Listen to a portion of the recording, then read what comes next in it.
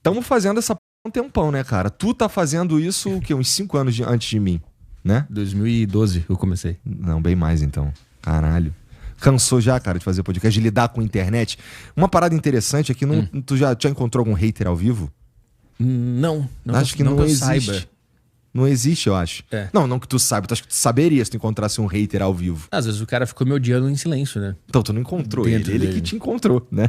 Se a gente se cruzou e ele pensou, esse filho da puta desse Petri configura como um encontro, fisicamente a gente se encontrou, a gente não se falou. Mas pode ser que eu tenha me encontrado já com um desses caras. É verdade. Eu nunca conversei, nunca troquei palavras com... Para dizer a verdade, cara, não era bem hater, tá? Mas não ali ao vivão, ele não agiu como um hater ao vivão, mas ele provavelmente é em algum nível um hater na internet. Vou te falar o que aconteceu. Eu fui ver um jogo da Kings League, lá, eu não sei exatamente onde é, mas a gente foi lá onde acontecem os jogos, e aí parei o carro, e aí terminou o evento, eu fui buscar o carro. Aí eu tava na fila pra pagar o estacionamento, aí veio um cara e falou pra mim assim, porra, aí cara, pô, maneiro, flow, não sei o quê, pô, gostei, é sempre assim. Não é sempre assim, mas tem bastantes vezes, muitas vezes são assim. O cara chega e fala assim, cara, muito maneiro, cara, gostei muito do programa lá com o Bolsonaro. Aí eu, pô, legal, não sei o que, entendi qual que é a vibe, já sei qual que é o tipo de cara que tá trocando ideia. Porque, ou o Bolsonaro ou o Lula, tá? Isso aí eu escuto, eu gostei muito quando foi o Lula lá. Depende do bairro que você tá. Depende um pouco. E pior que é. E aí o cara virou e falou pra mim assim, mas pro Lula tu passou pano, né? Caralho. Aí você vira pra ele e fala, passei, porque eu prefiro o Lula. E agora? O que você vai fazer, cara? Aí eu fiquei, cara, por que tu tá dizendo que eu passei pano pro Lula, cara? Aí ele, pô, porque tu não... não sei, achei que tu faltou falar um monte de coisa lá, não sei o quê e tal. Porra, eu fico chateado porque eu não fico triste, eu não fico puto, eu fico meio chateado e um pouco chocado também. Porque isso me mostra que a capacidade de entendimento das pessoas está extremamente prejudicada hoje em dia, né? Ou ele tem uma ideia muito melhor que a tua de como entrevistar o Lula. Ele pode ser um baita de um produtor, de um entrevistador, e ele não foi descoberto ainda pelas pessoas. Pode ser. Eu acho que essa possibilidade ela é alta, inclusive. Por isso que ele tá no estacionamento do Allianz Parque te dando dicas de como fazer um podcast. Provavelmente ele é um talento. Eu acho que você devia falar, cara, você quer um emprego? Você quer trabalhar lá? Quer me substituir? É bom que eu vou tirar umas férias Isso, vai lá e faz. Pois é, então eu acho que... Não, mas falando sério, eu acho que os caras não conseguem entender direito... Isso é um sonho que eu tenho, cara. Que as pessoas finalmente consigam entender o que eu tô tentando fazer aqui, tá ligado? E talvez seja uma questão de todos os criadores de conteúdo, porque... Bom, vamos começar aqui então. Tu se considera artista... Tô falando assim, não falando de palco, de comédia, tô falando de criação de conteúdo pra internet e podcast. Tu se sente um artista quando você faz esse tipo de coisa? Sim, eu acho que todo mundo que cria é um artista. Uma conversa, uma entrevista, tudo é uma arte.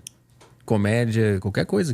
Isso aqui, sem querer, querendo, é um tipo de arte também, que vai se transformar num produto final depois, que a gente nem sabe como vai ser, mas a gente tá criando de acordo com as nossas experiências e repertórios que a gente tem, sim. E o artista, ele, em geral, ele tem uma visão da arte que ele tá criando e muitas vezes um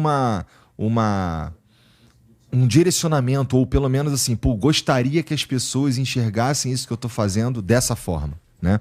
Sim. E eu gostaria que as pessoas enxergassem o Flow que nem eu enxergo. O que é? Vendido pro sistema. Vendido pro sistema, porra. Agora eu faço o L, entendeu? E tô só esperando que é o Pix. É que faz um tempo que eu tô esperando. Demora, né? Demora, mané. Eu me vendi também. É? Os caras me falam, pelo menos. Eu tô esperando cair também a grana mas na tu conta. se vendeu pra quem? Eu tô tentando entender também pra quem. Aparentemente pros esquerdistas, porque esquerdistas são conhecidos por ter muito dinheiro. São né? só eles que compram, em geral, pelo visto. Né? Também, né? Porque, assim, em geral, não que eu não, às vezes não apareça os caras falando que eu me vendi pro sei lá... George Soros. Sei lá. Quem dera. Se eu puder participar da falência do Ocidente, isso será um troféu no fim da minha vida. Eu já tô nessa já, cara. Eu não tô nem aí mais, cara. Toda vez que o cara vem... tu não tá nem aí desde que eu te conheci, cara. Não, é verdade, eu sei porque... Foi só uma frase pra dar um impacto a mais. Eu nunca tive nem aí. É que quanto mais tem esse papo de fim do Ocidente, mais irritado eu fico, mais eu quero que chegue logo. Porque que vai acontecer quando acabar o Ocidente? Se eu me vender pro sistema e o Ocidente acabar, o que vai acontecer, cara? Mas é interessante que o Ocidente a gente tá falando basicamente do sistema capitalista. não é? Eu não sei o que é. Eu acho que são os valores que os caras... Eu vi esses dias um cara reclamando de divórcio. Que as mulheres terem facilidade em pedir divórcio é um dos elementos que vai fazer o Ocidente ruir. Cara, se é isso que vai fazer o Ocidente ruir, então o Ocidente não é tão forte assim. Uma mulher querer dar pro personal vai fazer o Ocidente ruir, então eu acho que o Ocidente não é maneiro. O Oriente é foda. O Oriente não tem isso aí. Vai ver se na Arábia Saudita eles estão com medo de ruir o Oriente. Eu acho que a gente já entendeu qual que é o sistema melhor, né? Não é o seu que está chorando aí há 8 anos que vai ruir o Ocidente. Acho que você escolheu o time errado. Na Guerra das Cruzadas você escolheu a equipe errada, eu acho. Eu só tô... Só pelo que você tá falando eu tô percebendo que tem uns caras reclamando de tudo agora. E, bom, se tu for conversar com os caras... Se tu for conversar, por exemplo, com o José Cobori ou com... Esse cara é bom, hein? Pra caralho. Ou com o Jones Manuel, esses caras vão de fato falar que o Ocidente tá afadado à ruína, ao sistema imperialista americano e tudo mais. Tá tudo indo pro espaço. E parece que tá... Bom, com certeza tá numa crise mesmo, né? Mas, cara, pra ruir isso aqui tudo, acho que primeiro que ainda leva muito tempo. Segundo que eu acho que a gente bate, ou quem tá dizendo isso, quem tá dizendo que o cara que defende o sistema americano, em geral, o sistema americano é foda, mas o sistema que a gente vive, ele tem um... mas é o americano, né? É o norte-americano. De certa forma. Eles que criaram tudo. Batem em espantalhos, no fim das contas, sabe? Não tem muito... Não tem substância, são os argumentos assim que estão mirados no lugar... Na verdade, as armas estão miradas no lugar errado, tá ligado? Tem uma porrada de coisa que de fato é problema. Por exemplo, tem uma galera que tá no sufoco, mano. É fácil tu passar aqui em São Paulo e ter os caras lá pedindo dinheiro no trânsito, por exemplo. Ah, não, São Paulo é loucura. Então, e se o cara tá pedindo... Se o cara tá no sufoco, porra, tendo que dormir na rua, o caralho, isso daí não tem como ninguém achar que isso é bom, né? Inclusive, se tu perguntar pra qualquer um aí, os caras vão... Todo mundo... Sim, mas aí cada grupo discorda de quem que é o culpado. O grupo vai dizer que é culpa do Estado e o outro grupo vai dizer que é culpa do capitalismo. E aí fica um apontando pro outro, e você não sabe. Enquanto isso, o cara tá passando fome. E aí o pessoal fica debatendo no podcast, o cara tá passando fome lá embaixo da ponte. E os caras ficam discutindo, é o Estado ou o capitalismo? Não sei, cara, leva uma marmita pro cara, depois a gente vê. Mas eu acho que esse que é o ponto, ninguém sabe... Eu acho que as pessoas se preocupam mais em discutir sobre qual que é o problema, mas não porque quer resolver o problema, mas não quer estar sendo parte do problema. Então um joga no outro, não, é culpa da tua ideologia que aquele cara tá passando fome. E o outro cara vira e fala, não, é culpa da tua ideologia. E aí fica assim pra sempre, nada é resolvido. Tu tá com quantos anos? 36. 36. Parecer muito velho falando isso? Não. É só porque com 35 mais, quando a gente, pelo menos pra mim foi... que as transformações... Acho que a maturidade começa a bater com mais força, tá ligado? O que isso quer dizer? Que a gente já tomou umas porradas, que a gente já tentou, acertou, errou, já se fudeu, já se deu bem, já viu mais ou menos o caminho, já entendeu, já ouviu. Especialmente no que a gente faz, eu não sei se isso é verdade pra todo mundo, né? Mas pelo menos porque a gente faz, que a gente troca ideia com um monte de gente, a gente começa a enxergar, ou ter a oportunidade de enxergar o mundo de vários outros ângulos, né? E à medida que a gente vai enxergando o mundo de vários outros ângulos, a gente vai entendendo que é muito mais complexo e existem muito mais nuances do que a gente achava que tinha quando tinha 25, 30 anos, né? Então eu te pergunto a idade porque parte do que é da encheção de saco vem do fato da gente se transformar e mudar e pensar até de forma diferente, né? E por exemplo, hoje eu tenho 40 anos e a galera me zoa muito, ou pega no meu pé, falando que o Igor não tem opinião sobre as coisas. Não é que eu não tenho opinião sobre as coisas, eu tenho opinião sobre as coisas, mas eu não considero que a minha opinião é absolutamente certa. Eu tô sempre em dúvida, tá ligado? Então, isso é bom e ruim. É bom pra mim pessoalmente, porque eu acho que essa é a melhor maneira pra evoluir como um ser humano, pôr as suas ideias à prova, ou as suas opiniões e suas convicções à prova o tempo inteiro, porque existem várias formas de enxergar o mundo. E é ruim porque na internet, quanto mais radicalizado, melhor, né? Mais dinheiro você ganha, né? Mais exposição, mais repercussão. Tudo que é radicalizado, tudo que vai muito para um lado muito forte, não é tudo isso, mas tem mais chance de funcionar na internet. E à medida que a gente se torna pensante e até brando e até considera as outras opiniões, as outras coisas, a gente pode ser visto como bundão. Não é bizarro isso?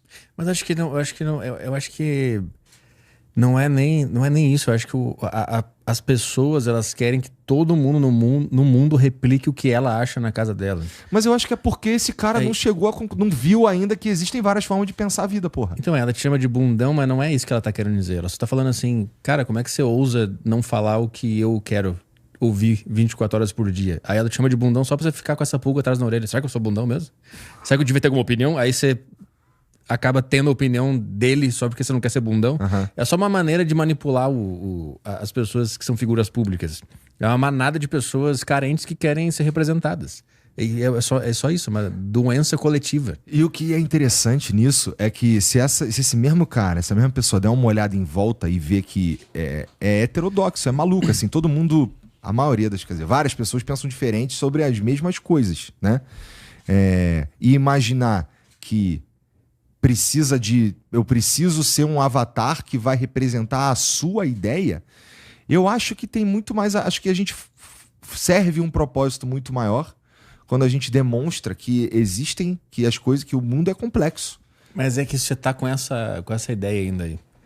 Isso aí não vai funcionar, não. Ah, é? Não vai dar certo. Porque as pessoas lá fora, elas estão numa guerra mesmo.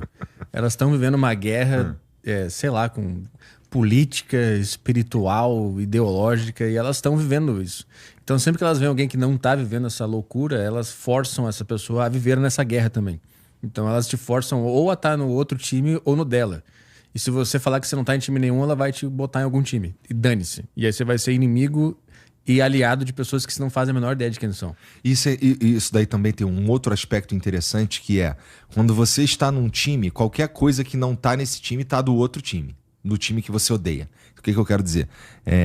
Se você... Vamos, por exemplo, vou te chamar aqui no Flow o Jones Manuel, que é um cara esquerda radical, por exemplo. Ou o Kobori, que apesar de não se considerar uma esquerda, ele fala que ele é humanista. Ele tá com vergonha de falar que ele é esquerda radical. Talvez. Ele pô, ele já pode falar que é. Ele é maneiro pra caralho, fala que é. Fala que você é. O Kobori é maneiro pra caralho. E aí, tudo que não tá naquela caixinha vai pra outra caixinha. Então, chamei aqui no Flow, por exemplo, o Jones Manuel. Caralho, olha lá, o Flow se vendeu, mané, não chama ninguém de direita. Mas é que tá.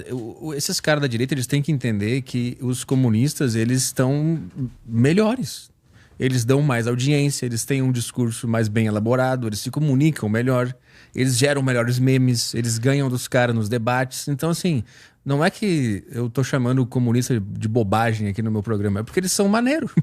Antigamente, lembra quando eram os caras de direita, que eram os grandes caras diferentes, que chegaram com um discurso diferente, e aí, sei lá, 2015, 16, na época da Dilma lá, lembra do Pânico?